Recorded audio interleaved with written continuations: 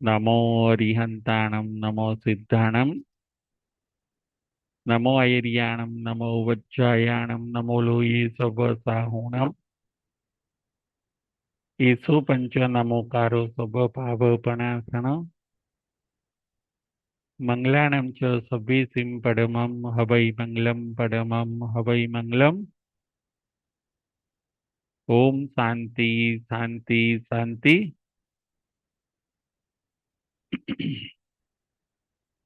श्रमण भगवान महावीर स्वामी ना चरण कमल में तथा सद्गुरुदेवना चरण कमल में उपकारी सर्व संत सतीजीना चरण कमल में આપણા સૌના ભાવપૂર્વક અવિરામ કોટી કોટી વંદન। જય જીનેન્દ્ર। તારીખ 23 23/6/26 ધર્મકથા। આજની આપણી કથાનું નામ છે સાલીભદ્રની કથા। આજની આપણી કથાનું નામ છે સાલીભદ્રની કથા।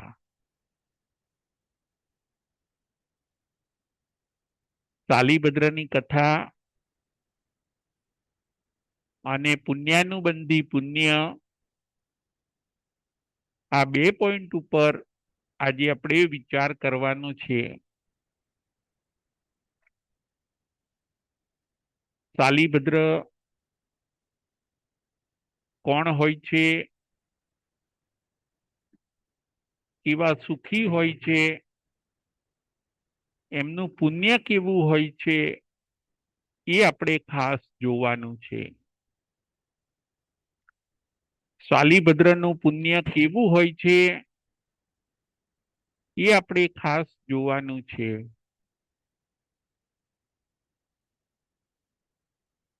સાલીભદ્ર નું પુણ્ય એટલું હોય છે કે શ્રેણિક રાજા કરતા પણ એમના ત્યાં વધારે સંપત્તિ હોય છે।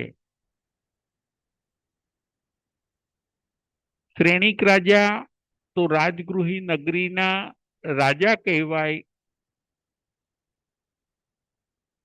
રાજા પાસે જે વૈભવ ન હતો એ વૈભવ સાલીભદ્ર પાસે હોય છે।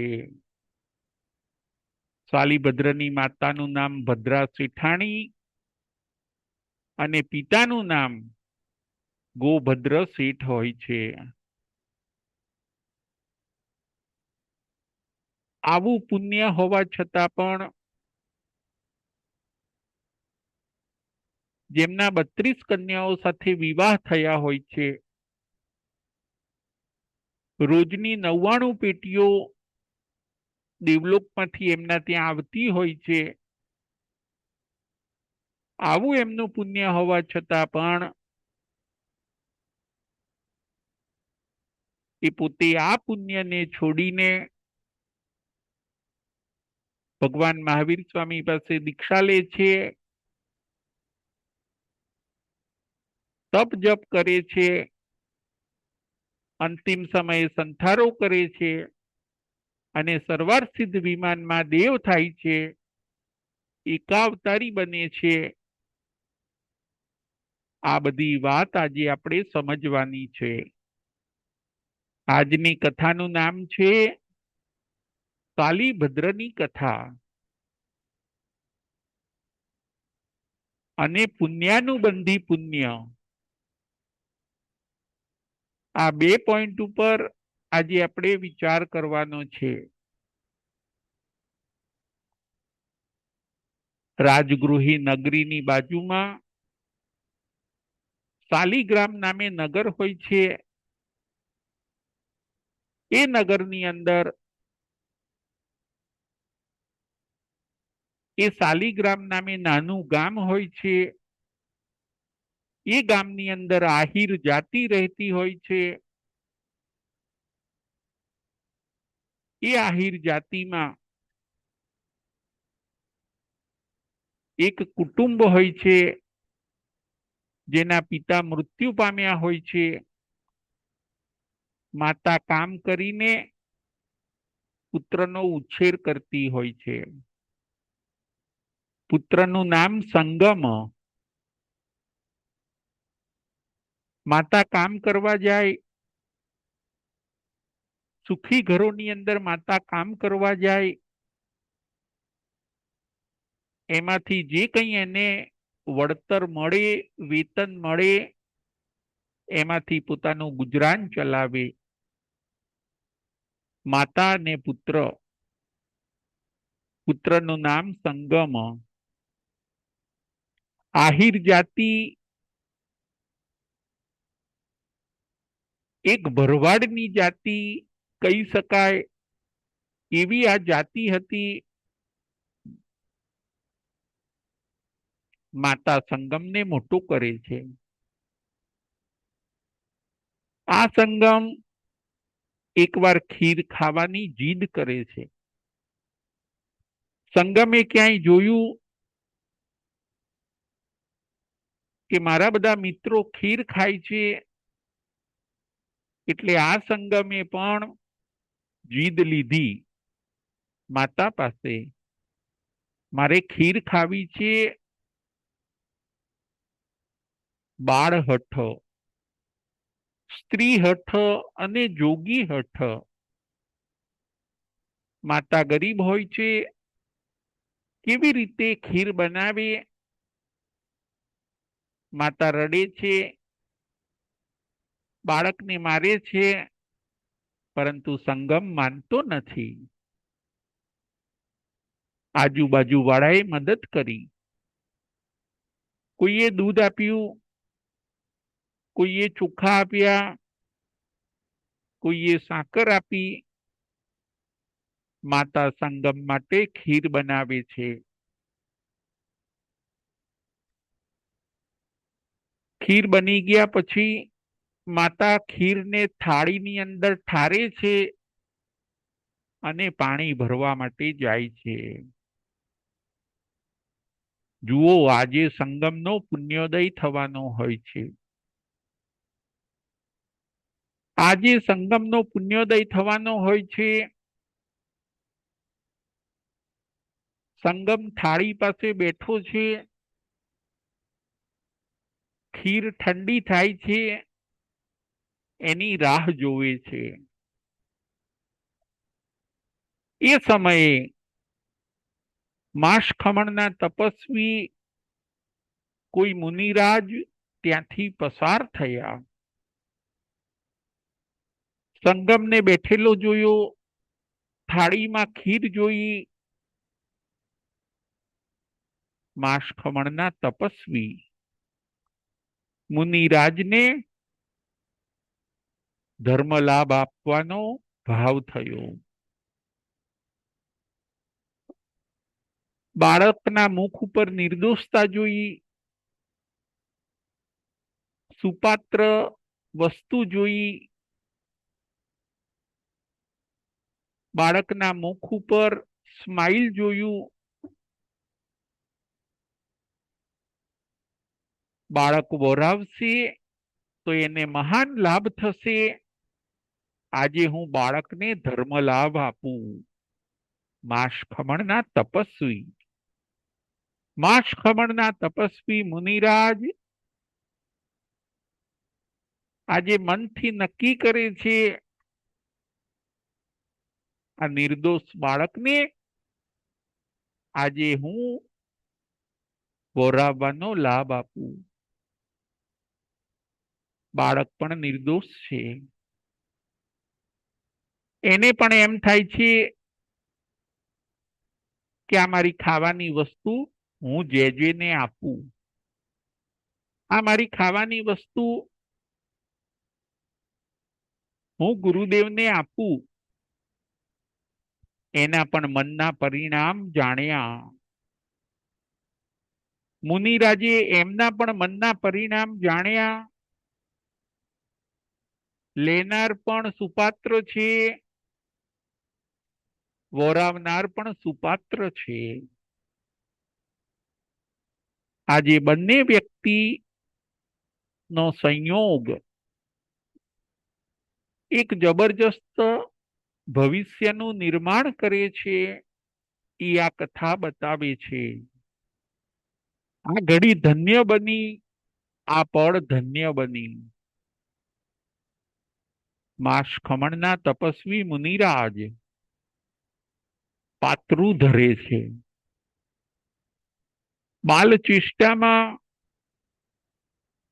સંગમ બાળક થાળીની અંદર વચ્ચે લીટી દોરે છે. અડધી ખીર આપું, અડધી ખીર મારી પાસે રાખું, વચ્ચે લીટી દોરે છે. થાળી ઊંચી કરીને પાત્રામાં વોરાવે છે. લીટી ભૂસાઈ ગઈ, લાઈન ભૂસાઈ ગઈ, બધી ખીર પાત્રામાં જાય છે. છતાં પણ સંગમને એ વાતનું દુઃખ નથી. થાળી સીધી કરે છે, મહારાજ સાહેબને પગે લાગે છે, આપ્યાનો આનંદ છે. બાળક હંમેશા નિર્દોષ હોય છે. બાળક ભગવાનનું સ્વરૂપ હોય છે. એ સહજતાથી પોતાની વસ્તુ આપી પણ શકે છે. એ પોતાનું મન બદલી પણ શકે છે. બાળક એટલે નિર્દોષતા.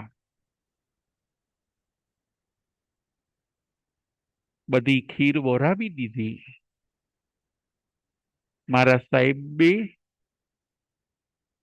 મુનિરાજે ત્યાંથી પ્રસ્થાન કર્યું. વોરી લીધા પછી સંગમ થાળીમાં રહેલી ખીરને પોતે ખાય છે. થાળીમાં જે ખીર બચી હોય છે એને ખાય છે, અને બાળ સ્વભાવથી હસતા હસતા એ પાછો રમવા જતો રહે છે. વોરાવતી વખતે પુણ્ય બાંધી લીધું.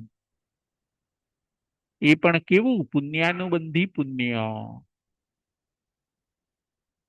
ચડતા ભાવથી વોરાવ્યું, પુણ્યાનુબંધી પુણ્ય બાંધ્યું. આજે આપણે 2 પોઈન્ટ ઉપર વિચાર કરવાનો છે. શાલીભદ્રની કથા અને પુણ્યાનુબંધી પુણ્ય. શાલીભદ્રએ પુણ્ય બાંધી લીધું. એક બાળકે બહુ મહાન કામ કર્યું. માસ ખમણના તપસ્વી મુનિરાજને વહોરાવવાનું કામ, સુપાત્ર દાનનું કાર્ય હસતા હસતા, રમતા રમતા, સહજતાથી કર્યું. પુણ્યાનુબંધી પુણ્ય બંધાઈ ગયું. એક ગરીબ બાળક, નામ એનું સંગમ. માતા આવે છે. માતા આવે છે. સંગમ રમવા જતો રહ્યો છે. ખીર એને ખાઈ લીધી. માતા તો એવું સમજે છે. 1 દિવસ થયો, 2 દિવસ થયા, 3 દિવસ થઈ ગયા. આ સંગમ બીમાર પડે છે. સંગમનું આયુષ્ય ઓછું હોય છે. 2-3 દિવસ પછી સંગમ વધારે બીમાર પડે છે, અને આ સંગમ એનું ટૂંકું આયુષ્ય હોય છે, એટલે મૃત્યુ પામે છે. મૃત્યુ પામીને પુણ્ય બાંધ્યું હોય છે, એના કારણે એ ગોભદ્ર શેઠના ત્યાં ઉત્પન્ન થાય છે. રાજગૃહી નગરી એની અંદર ગોભદ્ર શેઠ હોય છે, ભદ્રા શેઠાણી હોય છે. એમના ત્યાં એ ઉત્પન્ન થાય છે. નામ એમનું પાડવામાં આવે છે શાલીભદ્ર. ગોભદ્ર શેઠ અને ભદ્રા શેઠાણી, જેના ત્યાં શ્રેણિક રાજા કરતા પણ વધારે સંપત્તિ હોય છે, એવા એ શ્રીમંત હોય છે.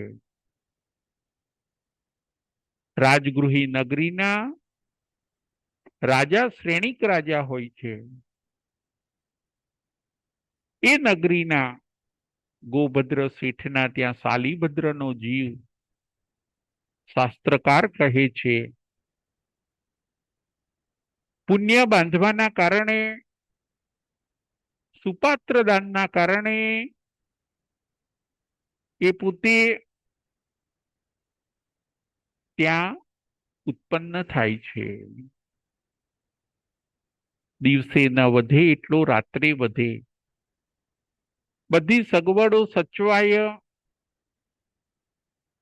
ફૂલની જેમ એનો ઉછેર થાય છે.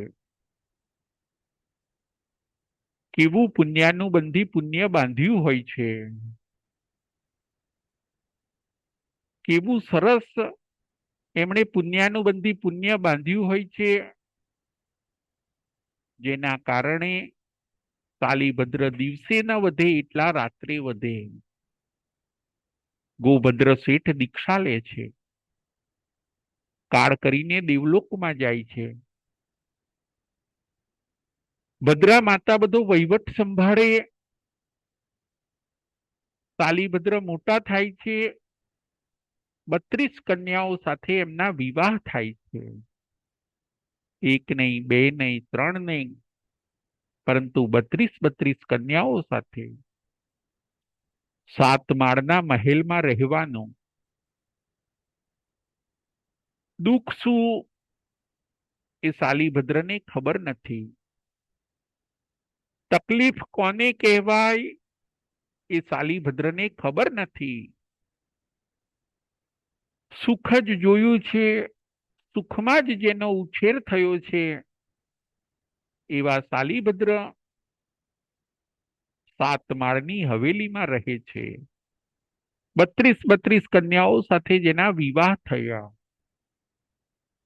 અને દેવલોકમાંથી એમના પિતા રોજની 99 પેટી મોકલે શાલીભદ્રના ત્યાં. સવારે ઉઠે એ પહેલા 99 પેટી આવી ગઈ હોય. 32 કન્યાઓની 32 પેટી અને એક શાલીભદ્રની, એમ 33 જણની 3 પેટીઓ. 33 જણની 3 પેટીઓ શાલીભદ્રના ત્યાં આવે.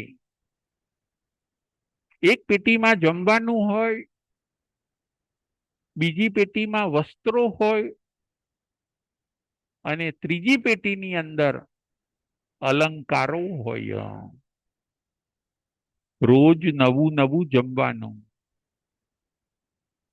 રોજ નવા વસ્ત્રો પહેરવાના, રોજ નવા આભૂષણો પહેરવાના. શાલીભદ્રની રિદ્ધિ. આજે જે વસ્ત્ર પહેર્યા હોય, આભૂષણો પહેર્યા હોય, એ હવે કાલે કાઢી નાખવાના. કાલે બીજા નવા આવેલા વસ્ત્રો અને આભૂષણો પહેરવાના. રોજની 99 પેટી શાલીભદ્રના ત્યાં આવે. જુઓ કેટલું પુણ્ય. દુઃખ જોયું નથી, તકલીફ જોઈ નથી, એવા શાલીભદ્ર સુખમાં પોતે મોટા થાય છે, એમનો સંસાર સુખી છે. એવી આ રાજગૃહી નગરીમાં એકવાર શ્રમણ ભગવાન મહાવીર સ્વામી પધારે છે. શ્રમણ ભગવાન મહાવીર સ્વામી પધારે છે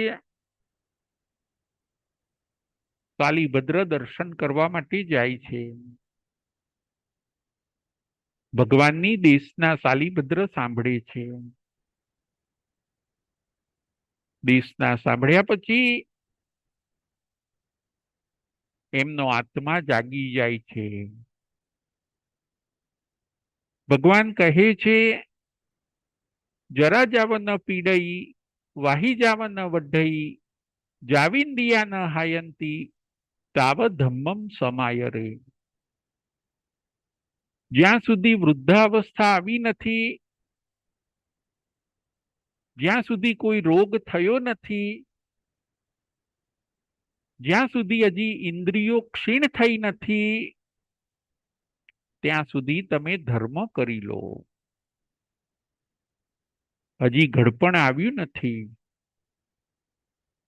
હજી શરીરમાં રોગ આવ્યો નથી, શરીર તંદુરસ્ત છે, ઇન્દ્રિયો હજી સશક્ત છે, ત્યાં સુધી તમે ધર્મ કરી લો. વૃદ્ધાવસ્થા આવી જશે, રોગ આવી જશે અને 5 ઇન્દ્રિય નબળી પડશે, પછી તમે ધર્મ કરી શકશો નહીં. ભગવાન મહાવીર સ્વામીની દેશના શાલીભદ્ર સાંભળે છે, કર્મ અને ધર્મ સાંભળે છે. શાલીભદ્ર બોધ પામી જાય છે. અઢળક સંપત્તિનો સ્વામી શાલીભદ્ર બોધ પામી જાય છે.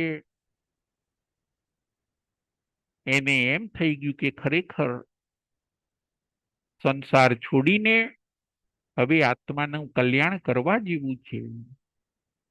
પુણ્ય પાપ સમજાઈ ગયા, કર્મ અને ધર્મ સમજાઈ ગયા, તેજીને ટકોરો.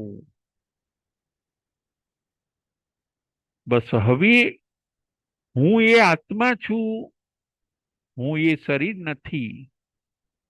શાલીભદ્ર તો આ શરીરનું નામ છે, મારો આત્મા તો ક્યાંકથી આવ્યો છે. પુણ્યના કારણે આ બધું મળ્યું છે. ધર્મ કરીને હવે મોક્ષ મેળવી લેવા જેવું છે. પરમાત્મા ભગવાન મહાવીર સ્વામીની દેશના સાંભળે છે. ઘરે આવીને ભદ્રા માતાને કહે છે, હે માતા, હવે મારે સંસારમાં રહેવું નથી. મેં ભગવાનની દેશના સાંભળી છે, મારે ચારિત્ર ધર્મ અંગીકાર કરવો છે. માતા ઘણું સમજાવે છે, હે બેટા, સંયમ એ ખાવાના ખેલ નથી. લોખંડના ચણા ચાવવા જેવું કઠિન કામ છે. તમે સંસારમાં રહીને ધર્મ કરો, તમે શ્રાવક જીવન જીવો. શાલીભદ્ર ના પાડે છે, આજે નહીં તો કાલે. હે માતા, તમે મને રજા આપો. મારા પ્રત્યેનો મોહ તમે દૂર કરવો. ભલે આજે કદાચ તમે નહીં આપો, પરંતુ 2 દિવસે, 5 દિવસે, 15 દિવસે મારો આ નિર્ણય પાકો છે. શાલીભદ્ર રોજની એક સ્ત્રીનો ત્યાગ કરે છે. શાલીભદ્ર રોજ એક પત્નીનો ત્યાગ કરે છે. 32 કન્યાઓનો ત્યાગ કરે છે. શાલીભદ્રની સાથે દીક્ષા લેવા માટે એમના શાળા, એમના જે બનેવી હોય છે ધનના, શાલીભદ્રના એક બનેવી હોય છે ધનના, એ પણ એમની સાથે દીક્ષા લેવા માટે તૈયાર થાય છે. ધનના અને શાલીભદ્રની જોડી શાળા બનેવીની જોડી દીક્ષા અંગીકાર કરવા માટે તૈયાર થાય છે. પરમાત્માના ચરણે દીક્ષા લે છે. રમણ ભગવાન મહાવીર સ્વામી પાસે દીક્ષા લે છે.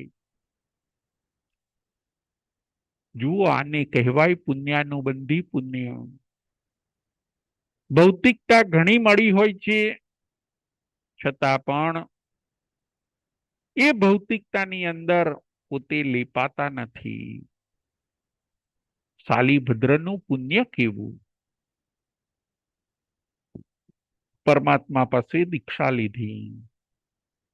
અઢળક સંપત્તિના સ્વામી તપ અને જપ કરે છે. પુણ્ય બહુ જરૂરી છે. આજે આપણે પુણ્યાનુબંધી પુણ્ય ઉપર પણ વિચાર કરવાનો છે. પુણ્ય બે પ્રકારના, એક પુણ્યાનુબંધી પુણ્ય અને બીજું પાપાનુબંધી પુણ્ય. પુણ્યના બે પ્રકાર, એક પુણ્યાનુબંધી પુણ્ય અને બીજું પાપાનુબંધી પુણ્ય. એમાં પુણ્યાનુબંધી પુણ્ય શ્રેષ્ઠ છે. પુણ્યાનુબંધી પુણ્ય એટલે શું? એના ઉદયમાં નવું પુણ્ય બંધાવે. પુણ્યાનુબંધી પુણ્ય એટલે શું? પુણ્યાનુબંધી પુણ્ય એટલે શું? એના પુણ્યમાં, એના ઉદયમાં નવું પુણ્ય બંધાવે, એને કહેવાય પુણ્યાનુબંધી પુણ્ય. શાલીભદ્રનું પુણ્ય કેવું હોય છે? તો કે શાલીભદ્રનું પુણ્ય પુણ્યાનુબંધી પુણ્ય હોય છે. પુણ્યનો ઉદય હતો અને પાછું નવું પુણ્ય બાંધવા માટે એ પોતે નીકળી ગયા. એને કહેવાય છે પુણ્યાનુબંધી પુણ્ય. પાપાનુબંધી પુણ્ય એના ઉદય એટલે શું? તો કે પાપાનુબંધી પુણ્ય એટલે એના ઉદયમાં એ પાપ બંધાવે. પાપાનુબંધી પુણ્ય એટલે શું? એના ઉદયમાં, એ પુણ્યના ઉદયમાં આપણે પાપ બાંધીએ, એને કહેવાય છે પાપાનુબંધી પુણ્ય. પુણ્યના બે પ્રકાર, પુણ્યાનુબંધી પુણ્ય અને પાપાનુબંધી પુણ્ય. એ પુણ્ય સારું જે આપણને નવું પુણ્ય બંધાવે. એ પુણ્ય નહીં સારું જે આપણને પાપ બંધાવે. પુણ્યાનુબંધી પુણ્ય બાંધો. પુણ્યાનુબંધી પુણ્ય કોના જેવું છે? તો કે પુણ્યાનુબંધી પુણ્ય સાકર ઉપર બેઠેલી માખી જેવું. પુણ્યાનુબંધી પુણ્ય કેવું છે? સાકર ઉપર બેઠેલી માખી જેવું. સાકર ઉપર માખી બેઠી હોય, ટેસ્ટ પણ સારો, અને ઉડવું હોય ત્યારે ઉડી પણ શકે.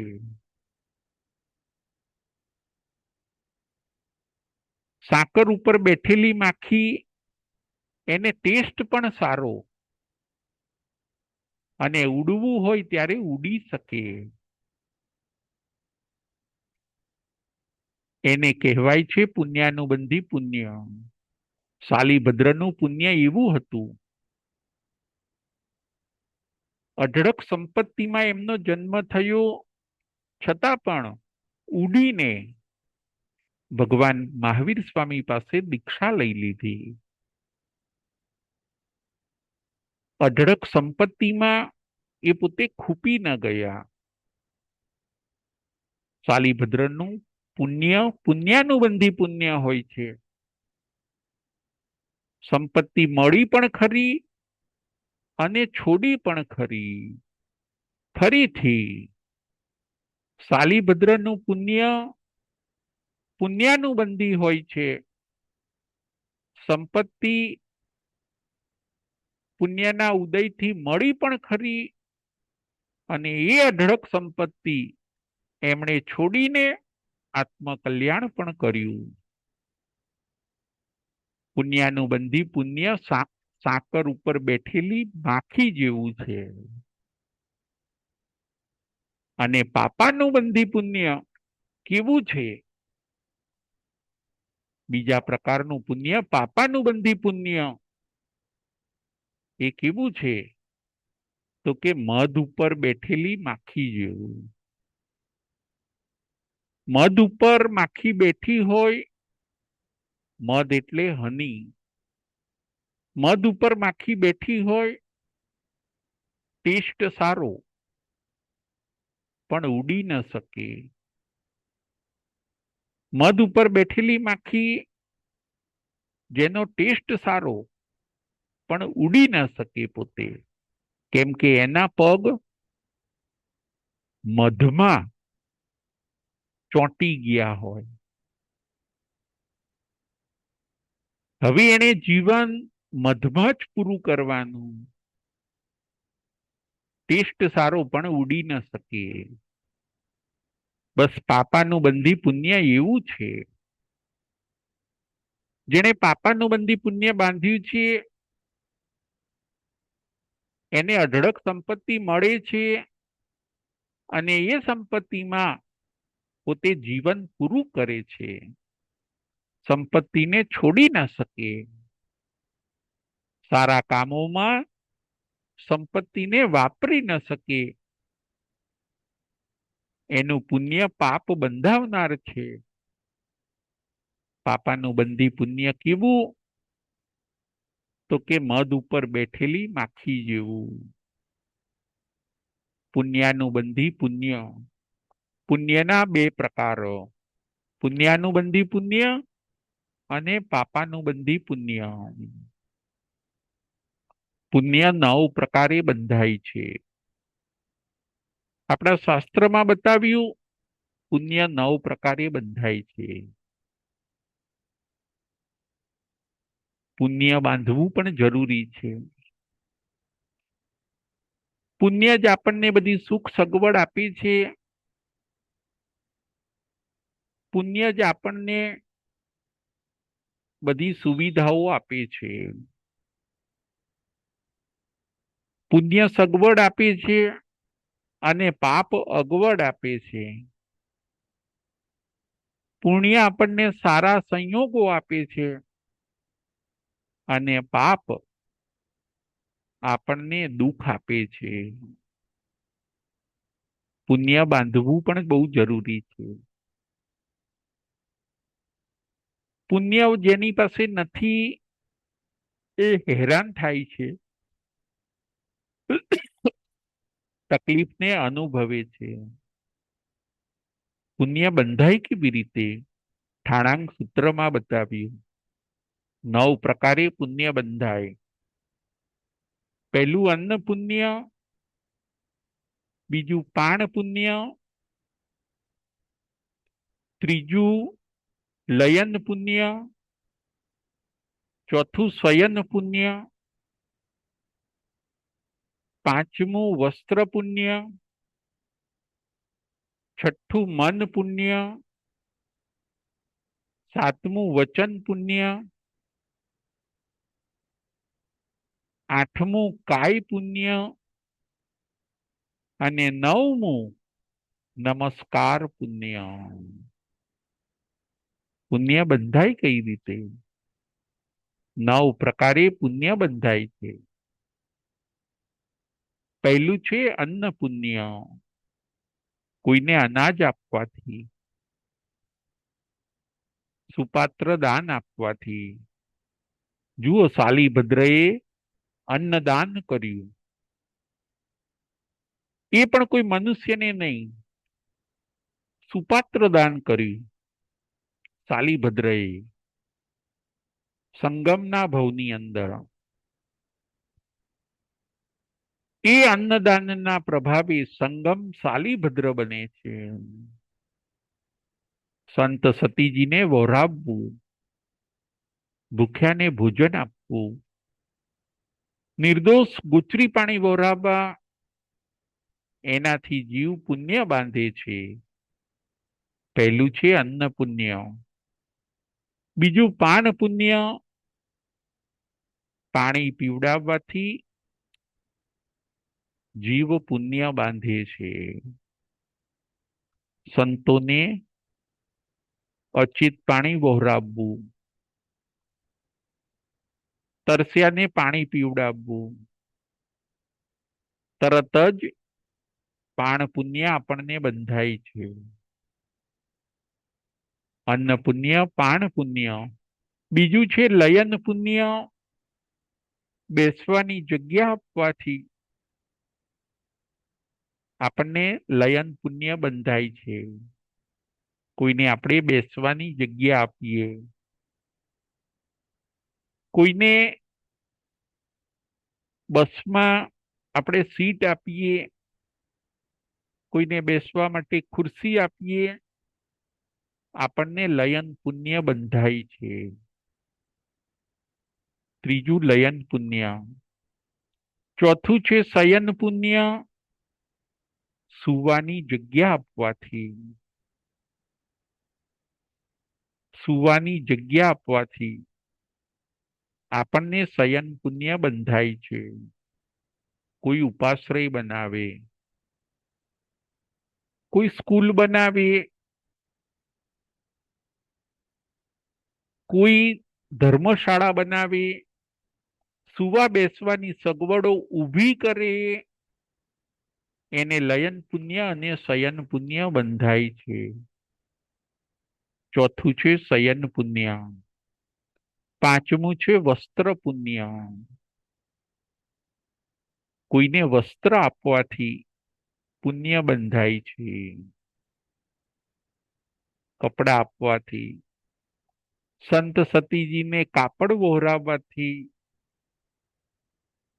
તરત જ આપણને પુણ્ય બંધાય છે. વસ્ત્ર પુણ્ય. ગરમ કપડા આપવાથી આપણને આ વસ્ત્ર પુણ્ય બંધાય છે. પાંચમું છે વસ્ત્ર પુણ્ય. છઠ્ઠું છે મન પુણ્ય. મન પુણ્ય એટલે મનમાં સારા ભાવ રાખવાથી આપણે સારું પુણ્ય બાંધીએ છીએ. મનમાં સારા વિચારો રાખવાથી, મનમાં શુભ વિચારો રાખવાથી આપણે પુણ્ય બાંધીએ છીએ. છઠ્ઠું મન પુણ્ય. સાતમું છે વચન પુણ્ય. સારા વચન બોલવાથી પુણ્ય બંધાય છે. સાચું બોલવાથી, મીઠું બોલવાથી આપણને પુણ્ય બંધાય છે. કોઈનો ઉત્સાહ વધારવાથી, આ વચનથી પ્રભુના ગુણગાન કરવાથી આપણને વચન પુણ્ય બંધાય છે. સાતમું છે વચન પુણ્ય. સારા વચન બોલવાથી, સત્ય, હિતકારી, મિતકારી, કોઈને સાતા થાય એવા શબ્દો બોલવાથી વચન પુણ્ય બંધાય છે. આઠમું છે કાય પુણ્ય. કાયાનો સદુપયોગ કરવાથી આપણને જે કાયા મળી છે, કાયા એટલે શરીર, આ શરીરનો સદુપયોગ કરવાથી આપણને કાય પુણ્ય બંધાય છે. શરીરથી સેવા કરવી, શરીરથી ધર્મ કરણી કરવી, શરીર દ્વારા તપ જપ કરવા, એમ શરીરનો સદુપયોગ કરવાથી આપણે પુણ્ય બાંધીએ છીએ. પુણ્ય બાંધવાના સોર્સો. નવમું અને છેલ્લું નમસ્કાર પુણ્ય. નવકાર મંત્ર ગણવાથી પુણ્ય બંધાય છે. નવમું નમસ્કાર પુણ્ય. નવકાર મંત્ર ગણવાથી પુણ્ય બંધાય છે. વિનય કરવાથી, કોઈને નમવાથી, કોઈને પગે લાગવાથી આ નવમું નવકાર પુણ્ય, નમસ્કાર પુણ્ય આપણે બાંધીએ છીએ. પુણ્ય બંધાય કેવી રીતે? તો કે 9 પ્રકારે પુણ્ય બંધાય છે. જો આ 9 પ્રવૃત્તિ આપણે કરીએ તો આપણે પુણ્ય બાંધીએ છીએ. આપણે આ 9 પ્રવૃત્તિ કરીએ છીએ કે નથી કરતા એ આપણે ચેક કરવાની જરૂર છે. કોઈને અનાજ આપીએ છીએ કે નહીં? કોઈને પાણી પીવડાવીએ છીએ કે નહીં? બેસવાની જગ્યા, સુવાની જગ્યા, વસ્ત્રદાન, મન વચન કાયાને શુભ રાખવા, નમસ્કાર કરવા, આ બધું આપણે કરીએ છીએ કે નહીં? પુણ્યની બહુ જરૂર છે. પુણ્ય નહીં હોય તો આપણને સારા સંયોગો મળવાના નથી. પુણ્યને મોક્ષના વડાવા રૂપ કીધું. કે પુણ્ય કેવું છે? તો કે આપણને છેક મોક્ષ સુધી મૂકવા આવે છે. પુણ્યની ત્યાં સુધી જરૂર છે. પુણ્ય મોક્ષના વડાવા રૂપ છે. આપણા અત્યારે કમનસીબ એ છે કે જે પુણ્ય લઈને આવ્યા છીએ એ ખર્ચી નાખીએ છીએ, પરંતુ નવું બાંધતા નથી. ફરીથી આપણા કમનસીબ એ છે કે જે પુણ્ય આપણે બાંધીને આવ્યા છીએ ગયા જન્મનું, એ બધું અહીંયા વાપરી કાઢીએ છીએ, પરંતુ નવું પુણ્ય બાંધતા નથી. પુણ્ય એ તો પેટ્રોલના સ્થાને છે. જેમ ગાડીમાં પેટ્રોલ હોવું જરૂરી છે, એમ જીવનરૂપી ગાડીમાં પણ પુણ્યરૂપી પેટ્રોલ હોવું જરૂરી છે. જો પુણ્ય ન હોય તો જીવનરૂપી ગાડી આપણી ચાલી શકતી નથી. 9 પ્રકારે પુણ્ય બંધાય છે. દરેક જણે વોરાવાના ભાવ રાખવા જોઈએ. દરેક જણે અન્નદાન, પાણીનું દાન, બેસવાની જગ્યા, સુવાની જગ્યા, આ બધું આપવું જોઈએ. પરભવમાં એ જ આપણી સાથે આવે છે. પરભવમાં પુણ્ય અને પાપ જ સાથે આવે છે. ભેગી કરેલી સંપત્તિ અહીંયા જ રહી જાય છે. 9 પ્રકારે પુણ્ય બંધાય છે. એના શુભ ફળ 42 મળે છે. એના શુભ ફળ કેટલા મળે છે? તો કે એના શુભ ફળ, પુણ્યના શુભ ફળ 42 મળે છે. 42. 42 માંથી આપણે 10 ફળ ઉપર આજે વિચાર કરીશું. પુણ્યના 10 ફળ કયા? પુણ્યથી કયા કયા આપણને ફળ મળે છે? પુણ્યથી કુલ 42 ફળ મળે છે. એમાંથી આજે આપણે 10 ફળ ઉપર વિચાર કરીશું. પહેલું ફળ છે સાતાવિદ નિયમ. પુણ્યનું પહેલું ફળ સાતાવિદનીય, બીજું ફળ મનુષ્યનું આયુષ્ય, બીજું ફળ મનુષ્યનું આયુષ્ય, ત્રીજું ફળ દેવનું આયુષ્ય, ત્રીજું ફળ દેવનું આયુષ્ય, ચોથું ફળ પંચેન્દ્રિયપણું, ચોથું ફળ પંચેન્દ્રિયપણું, છઠ્ઠું ફળ શુભ વર્ણ, ગંધ, રસ અને સ્પર્શ, પાંચમું ફળ શુભ વર્ણ, ગંધ, રસ અને સ્પર્શ, પાંચમું ફળ શુભ વર્ણ, ગંધ, રસ અને સ્પર્શ, છઠ્ઠું ફળ વજ્ર ઋષભ નારાચ સંઘયણ, છઠ્ઠું ફળ વજ્ર ઋષભ નારાચ સંઘયણ, સાતમું ફળ સમચતુરસ્ત્ર સંસ્થાન, સાતમું ફળ સમચતુરસ્ત્ર સંસ્થાન,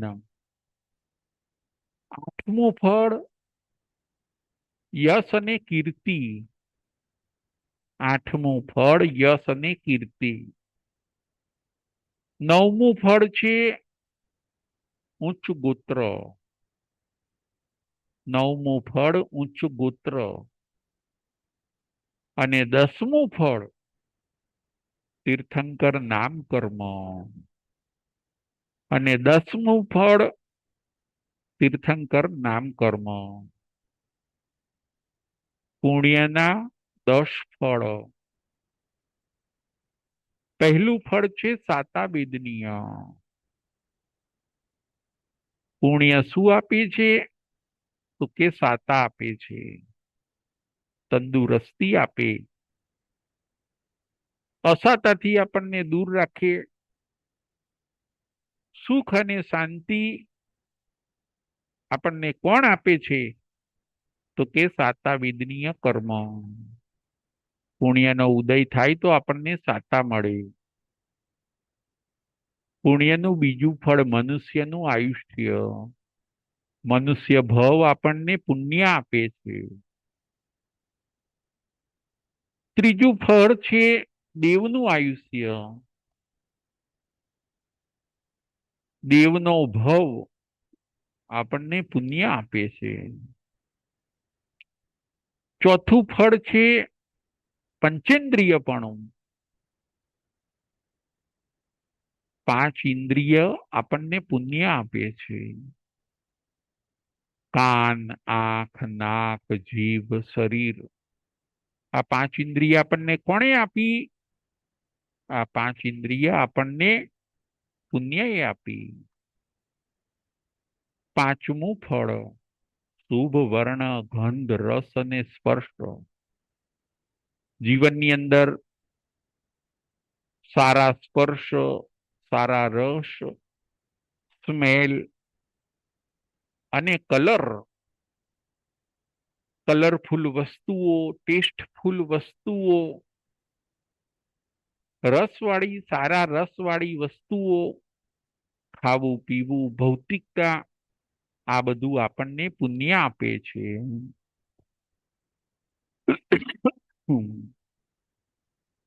છઠ્ઠું વજ્ર ઋષભ નારાચો સંઘયણ. હાડકાનું બંધારણ. હાડકાનું બંધારણ મજબૂત આપણને પુણ્ય આપે છે. સાતમું સમચતુરસ્ત્ર સંસ્થાન. શરીરનો દેખાવ આપણને પુણ્ય આપે છે. શરીરનો દેખાવ, શરીરનો શેપ, શરીરની સૌંદર્યતા આપણને પુણ્ય આપે છે. આઠમું છે યશ અને કીર્તિ. યશ અને કીર્તિ આપણને કોણ આપે છે? યશ અને કીર્તિ એ પુણ્યનું ફળ છે. પુણ્ય હોય તો આપણને યશ અને કીર્તિ મળે છે, નહીતર અપયશ અને અપકીર્તિ મળે છે. નવમું છે ઉચ્ચ ગોત્ર. નવમું છે ઉચ્ચ ગોત્ર. ઉચ્ચ ગોત્ર એટલે સારી કાસ્ટમાં આપણો બોર્ન થવો. ક્ષત્રિય છે, વૈશ્ય છે, એવા ઊંચા કુળની અંદર આપણને જન્મ કોણ આપે છે? તો કે ઊંચા કુળની અંદર આપણને જન્મ પુણ્ય આપે છે. પુણ્ય ઉચ્ચ કુળમાં જન્મ આપે છે અને પાપ આપણને નીચ કુળની અંદર જન્મ આપે છે. નવમું ઉચ્ચ ગોત્ર અને 10મું તીર્થંકર નામ કર્મ. તીર્થંકર નામ કર્મ. તીર્થંકર કોણ બને છે? તો કે જેનું ખૂબ પુણ્ય હોય એ જ પોતે તીર્થંકર બને છે. તીર્થંકર પણ એ પુણ્યનું ફળ છે. બધા જીવ તીર્થંકર બની શકતા નથી. જેણે ખૂબ ઊંચું પુણ્ય બાંધ્યું હોય એ જ પોતે તીર્થંકર બની શકે છે. પુણ્યના આપણે 10 ફળ જોયા. આ બધું સાંભળીને, આ બધું સમજીને આપણે સારા કાર્યો કરીને પુણ્યનું ભાતું બાંધવાનું છે. પુણ્યનું પાથેય લઈને આવ્યા તા એ પુણ્ય તો વપરાઈ જશે. અત્યારે આપણે વાપરીએ છીએ બહુ, પણ નવું એડ ઓછું થાય છે. હવે નવું એડ વધારે થાય અને આવતા જન્મની અંદર આપણે સારું પુણ્ય અહીંથી લઈને જઈ શકીએ અને ત્યાં પણ ધર્મકરણી કરીને આપણે આપણું ભવિષ્ય સુંદર બનાવી શકીએ એવો આપણે પ્રયત્ન કરવાનો છે. 9 પ્રકારે પુણ્ય બંધાય છે. એના શુભ ફળ 42 મળે છે, જેમાંથી 10 ફળ આપણે જોયા. 2 પોઈન્ટ ઉપર આજે આપણે વિચાર કર્યો. શાલીભદ્રની કથા અને પુણ્યાનુબંધી પુણ્ય. શાલીભદ્ર પોતે પુણ્યાનુબંધી પુણ્યના સ્વામી હોય છે. સંપત્તિ મળી પણ ખરી અને છોડી પણ ખરી. અંતિમ સમયે સંથારો કરે છે. બંને સાળો અને બનેવી. નાલંદાની પાસે વૈભારગીરી પર્વત ઉપર, નાલંદાની પાસે વૈભારગીરી પર્વત ઉપર ધન્ના અને શાલીભદ્ર બંને સંથારા કરે છે. ભગવાન મહાવીર સ્વામીની આજ્ઞા લઈને ત્યાં જાય છે. 1 માસનો સંથારો કરીને શાલીભદ્ર પોતે કાળ ધર્મ પામે છે અને સરવાર સિદ્ધ વિમાનમાં ઉત્પન્ન થાય છે. 5મા અનુત્તર વિમાનમાં એ પોતે ઉત્પન્ન થાય છે. ત્યાંથી ત્યાંનું આયુષ્ય પૂરું કરીને એ પોતે મહાવિદેહમાં ઉત્પન્ન થશે. ત્યાં દીક્ષા લેશે. સર્વ કર્મનો ક્ષય કરીને પછી ત્યાંથી મોક્ષે જશે. શાલીભદ્ર એકાવતારી થઈ ગયા. જુઓ, એક સંગમનો જીવ. સંગમ શાલીભદ્ર બને છે અને એ શાલીભદ્ર સરવાર સિદ્ધ વિમાનમાં ઉત્પન્ન થાય છે. ફરીથી સંગમ શાલીભદ્ર બને છે અને એ શાલીભદ્ર સરવાર સિદ્ધ વિમાનમાં ઉત્પન્ન થાય છે. એકાવતારી બન્યા. ત્યાર પછીના ભવમાં એ મહાવિદેહમાં જઈને પોતાના અધૂરા કાર્ય પૂરા કરીને મોક્ષમાં જશે. કેવું પુણ્યાનુબંધી પુણ્ય, ક્યાંય લેપાયા નહીં. પુણ્યાનુબંધી પુણ્ય સાકર ઉપર બેઠેલી માખી જેવું છે, અને પાપાનુબંધી પુણ્ય મધ ઉપર બેઠેલી માખી જેવું છે. આપણે પુણ્યાનુબંધી પુણ્ય બાંધીએ. પુણ્યાનુબંધી પુણ્ય આપણને ભવિષ્યની અંદર ધર્મ સામગ્રી આપે છે. જો આપણો આશય સારો હોય તો પુણ્ય ખૂબ સારી ક્વોલિટી વાળું બંધાય છે, અને આપણા આશયની અંદર મલિનતા હોય તો આપણે પાપાનુબંધી પુણ્ય બાંધીએ છીએ. કોઈ પરાણે પુણ્ય કરે તો તો એ પાપાનુબંધી પુણ્ય બાંધે છે. કોઈ કરવા ખાતર સેવા કરી, કરવા ખાતર દાન કરી તો એ પાપાનુબંધી પુણ્ય બાંધે છે. પરંતુ કોઈ જો ભાવથી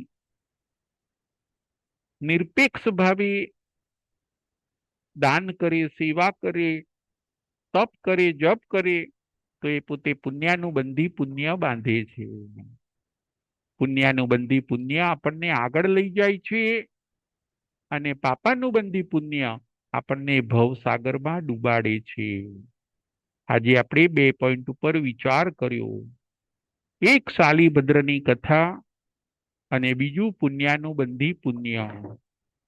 પુણ્ય બાંધવું તો સહેલું છે, કદાચ પુણ્ય બાંધવું તો સહેલું છે, પરંતુ એમાં પણ ક્વોલિટી વાળું પુણ્ય, શ્રેષ્ઠ પુણ્ય, શાલીભદ્ર જેવું પુણ્ય, પુણ્યાનુબંધી પુણ્ય બાંધવું એ અઘરું છે. આપણે થોડીક જાગૃતિ રાખીને ચોક્કસ પુણ્યાનુબંધી પુણ્ય બાંધીએ.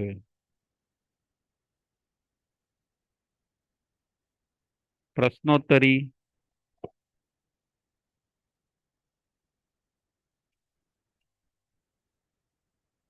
પ્રશ્ન નંબર 1, પુણ્યના 2 પ્રકાર કયા કયા? પ્રશ્ન નંબર 1, પુણ્યના 2 પ્રકાર કયા કયા? સુધીરભાઈ શાહ.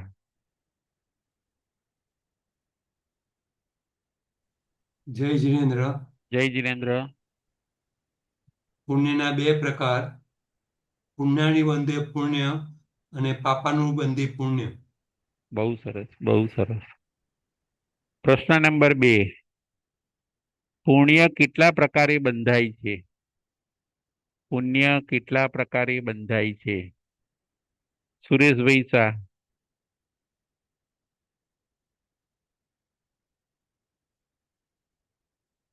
જય જિનેન્દ્ર ગુરુજી. જય જીનેન્દ્ર. હા, પુણ્ય 9 પ્રકારે બંધાય. કયા કયા 9 પ્રકાર? અન્ન, પાન, લયન, શયન, વસ્ત્ર, મન, વચન, કાય અને નમસ્કાર. બહુ સરસ, બહુ સરસ. હવે આગળનો પ્રશ્ન. પુણ્યના 10 ફળ કયા કયા?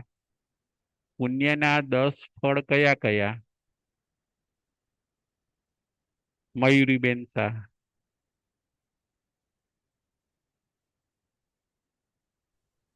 જય જીનેન્દ્ર. જય જીનેન્દ્ર.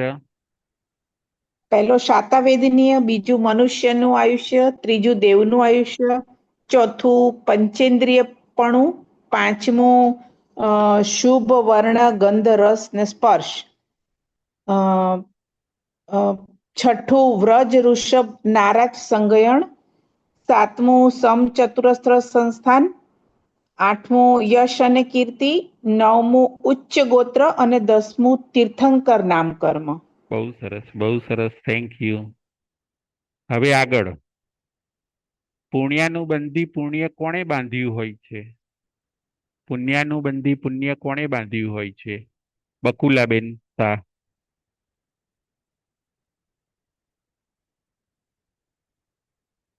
જય જીનેન્દ્ર ગુરુજી.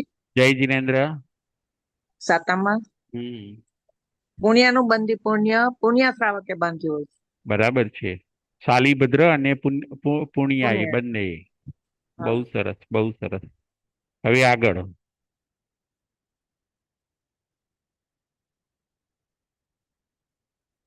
શાલીભદ્રનો જીવ હાલમાં ક્યાં છે? શાલીભદ્રનો જીવ હાલમાં ક્યાં છે?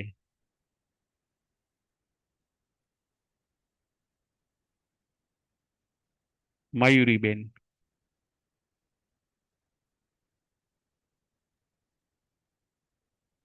મહાવિદ્ય ક્ષેત્રમાં. શાલીભદ્રનો જીવ હાલમાં સરવાર સિદ્ધ વિમાનમાં. સરવાર સરવાર સિદ્ધ સિદ્ધિમાં. વિમાનમાં, હા. ઓકે. હવે આગળ. પુણ્યના કુલ ફળ કેટલા મળે છે? આપણે 10 જોયા, પણ પુણ્યના કુલ ફળ કેટલા મળે છે? શીલાબેન શાહ. જય જિનેન્દ્ર સાહેબ. જય જિનેન્દ્ર. પુણ્યના 42 ફળ મળે છે, જેમાંથી 10 આજે આપણે જોયા. બહુ સાહેબ સરસ. એક પ્રશ્ન પૂછું સાહેબ? હા, પૂછો પૂછો. જ્ઞાનનું પુણ્ય ના મળે, જેમ આપણે આ બીજું બધું કરવું પણ એમાં જ્ઞાનનું વાત ના આવી સાહેબ. બરાબર છે. જ્ઞાન આપવાથી. એમાં એ જ છે કે આમાં શું છે કે તમે મન, વચન, કાયા અને તમે એનાથી જ્ઞાન ભણાવો એ બધું આવી જાય. મન, વચન, કાયાનો સારો યુઝ કરો, જ્ઞાન હા તમે ભણો, તો એમાં તમારા મન, વચન, કાયા જોઈન્ટ થવાના ને, હાજી. એટલે તમને ઓટોમેટિક પુણ્ય મળી જાય છે. અચ્છા અચ્છા, હાજી, ઓકે આભાર. ઓકે હાજી. ઓકે. હા. હવે છેલ્લો પ્રશ્ન. શાલીભદ્રના ત્યાં રોજની કેટલી પેટી આવતી હોય છે? શાલીભદ્ર પોતે પુણ્યાનુબંધી પુણ્યના સ્વામી હોય છે. શાલીભદ્રના ત્યાં રોજની કેટલી પેટી આવતી હોય છે? બકુલાબેન શાહ. જય જિનેન્દ્ર ગુરુજી. જય જિનેન્દ્ર. શાલીભદ્રને ત્યાં રોજની 99 પેટી આવતી હોય છે. બહુ સરસ, બહુ સરસ. Thank you. જય જિનેન્દ્ર, જય મહાવીર.